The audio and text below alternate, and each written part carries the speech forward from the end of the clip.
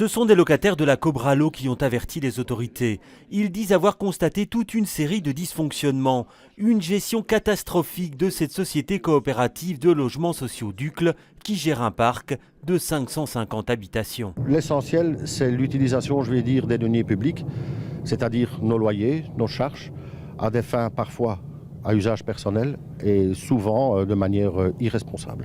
Une note de la ministre du Logement reprend les principaux griefs.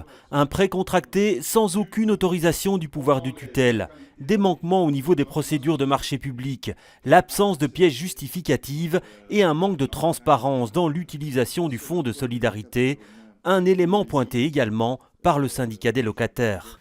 Une des raisons qui nous paraissent les plus choquantes dans cette histoire, c'est qu'effectivement un fonds de solidarité qui est créé pour venir en aide aux locataires qui ont des problèmes sert manifestement à payer des loyers d'un des directeurs gérants. C'est pour nous totalement aberrant et inadmissible. José Garcia dénonce aussi les pressions exercées sur les locataires qui ont dévoilé ces pratiques. Quand les premiers locataires se sont organisés pour dire non, on n'est pas d'accord avec ce système, qu'est-ce que la société a fait? Elle leur a enlevé leur titre de coopérateur de la société, ce qui en droit signifie que la seconde étape était l'expulsion. Un commissaire spécial va être chargé de faire toute la lumière. La SLRB, la Société du logement de la région, a déposé une plainte contre X avec constitution de partie civile.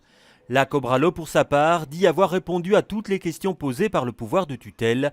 Elle a porté plainte en diffamation à l'encontre de certains locataires.